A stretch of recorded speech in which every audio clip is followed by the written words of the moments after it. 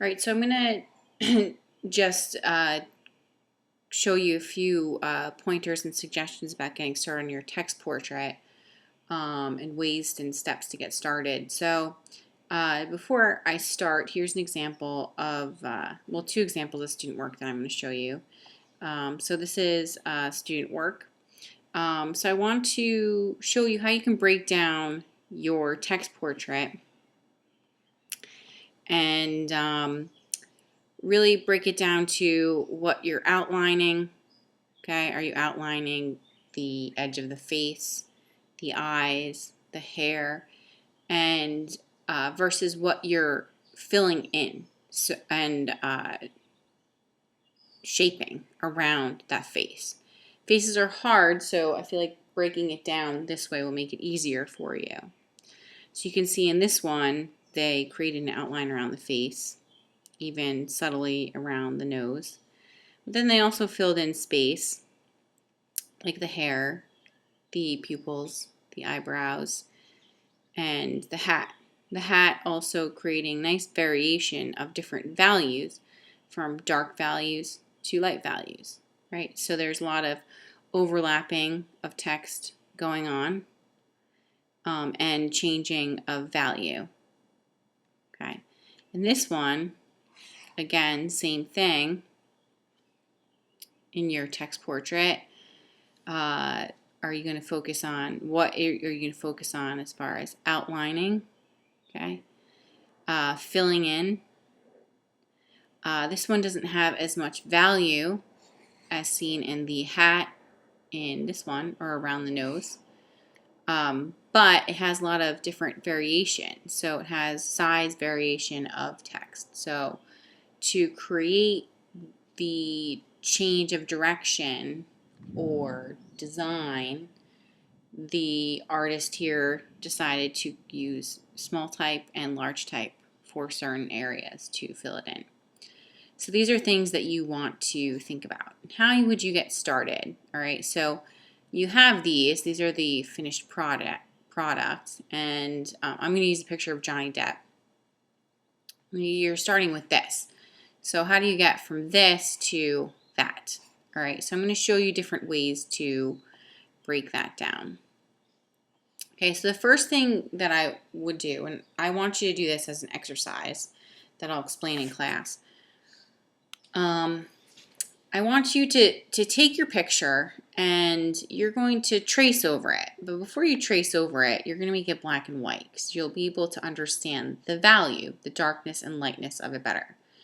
So by going to by going to your color correction tools located under your black and white cookie, you can find black and white, and it will change your picture. All right, to black and white. So here now we can see the different values that are being introduced in the picture. The next thing that you're going to want to do is maybe flatten these images. So you're just going to make your image black and white. It's a lot easier to see. And you can also double click to unlock this to make it a layer that's you can move around and adjust.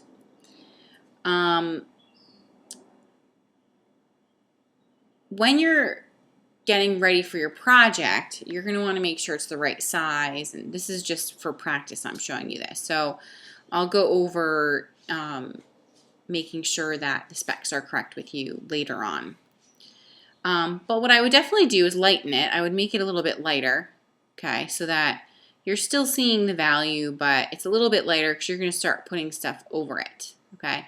If the transparent background bothers you on this, you can create a new layer, okay, and just put it underneath the layer of the person that you choose.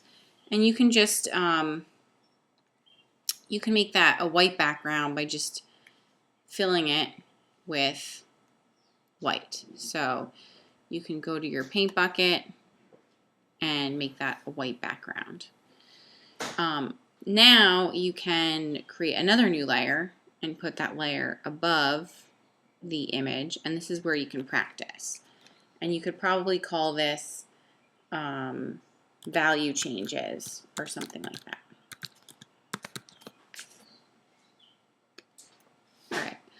And in this layer, what I want you to do is just look closely at not where you're going to place text, but where the value changes are going to be, where you're going to outline and where you're going to block in value. I would suggest using a drawing tablet over this when you're working. You can also freehand this. You could do it by hand if you wanted to print out a picture and trace over it. You're more than welcome to do that as well. But this is pretty much the same thing except you're doing it digitally. So I'm going to take my paintbrush, okay, and I'm going to just make it black for now, and I'm going to just size it depending on the size of the text that I would want. And I'm going to figure out what I'm going to outline and what I'm going to fill in. I'm going to actually make this a little bit lighter. Okay. So in my value changes layer, I might say, okay, well, I'm gonna try outlining this, but you know what? I need to make sure that my opacity and flow is correct. So I'm gonna maybe say, it doesn't have to be perfect either. You're just kind of getting an idea. So this is going to be outlined. Okay. His hat. I might also outline the side of his face.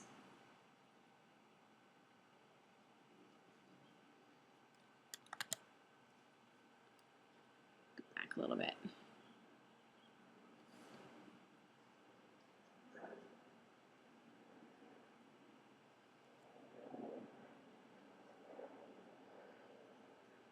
Okay. And as far as some of areas that I might block in with text, I might actually say, you know what, this is really dark in here. This is dark in here. I might actually go in here and just fill in this area.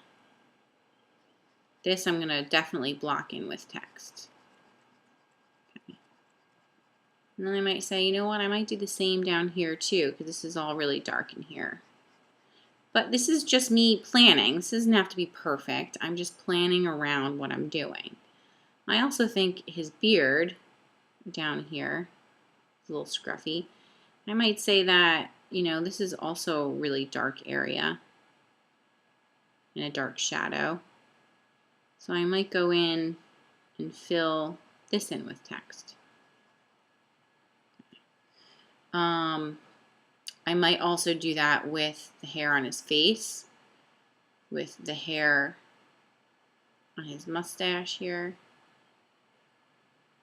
Okay. And I might fill in his eyebrows.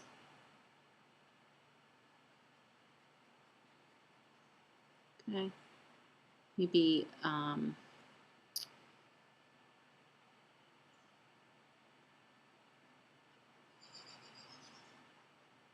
maybe his pupils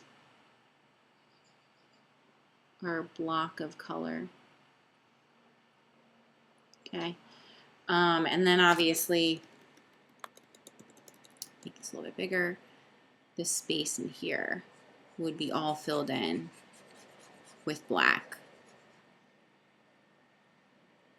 Right, so I'd filled all of that in with text. Okay. Now we're getting to other parts of the face that are a little bit harder to figure out. Eyes are a little bit easier. You can outline the eyeball. So I might go in and say, okay, I'm going to outline this area here. Maybe I'm going to outline this little edge around where that creates the edge of the pupil with the eyeball.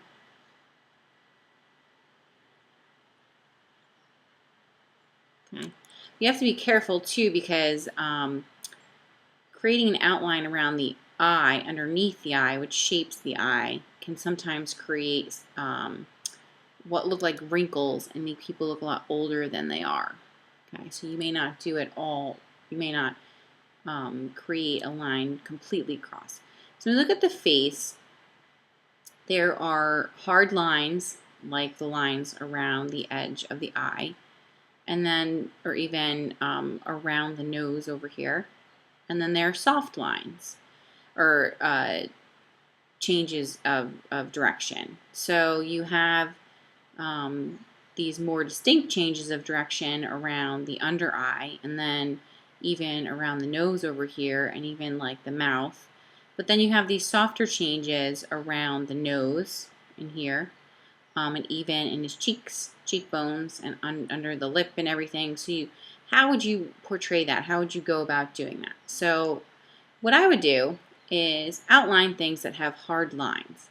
So I'm going to outline, this looks a little bit harder, so I might bring a line down here and say I'm going to put a little bit of text here. I might also put text around the nose, the nostril area, like this. Okay, and have it come up a little bit. But I may not outline this area here because it's a soft edge. All right. As far as his lips go, I might outline the opening. Okay. And then I may not do the upper and bottom lip area. I might even do just a little bit here. Maybe I'm going to fill it in with a different value, a different color, or something. He also has distinct cheekbones here, but that's a softer edge. So I might maybe block that in using like a lighter value color. So what I could do is, so if I were going to turn this actually on and off, you could see what I have so far. And that is now starting to look a lot like Johnny Depp. I could go in and fill in his lips, right? Like some of the ones that you've seen. Now if I were going to do this, I were to turn it on and off. Yeah, that looks okay, right? Maybe I'm going to make a lighter value. So I'm going to go down here and find like a middle value, like a light gray, like this. I'm going to say, okay, so the text that I put in this area is going to be a lighter gray. So I'm going to go in and just fill in this area.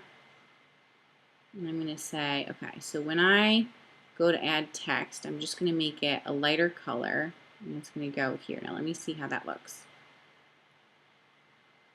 All right, I could do that. That works. I could also make it a lot lighter if I wanted. I could also add some color around here. In fact, I might make this a little bit. I think it needs to be a little bit lighter. And I could add a little bit, maybe I'm going to add text around here. I don't have to. I could. Check it out. Okay. I could also make the text here a little bit lighter so it doesn't look like he's an old man. And then maybe I'm going to add and fill in text around this space here. Okay. Where his cheekbones are. And that will create more volume.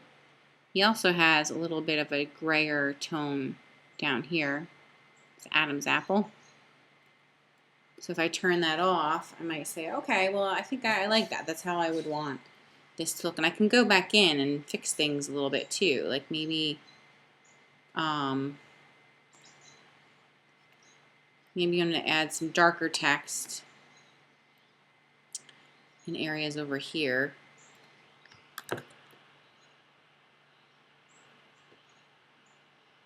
I'm going to add a little bit more around here.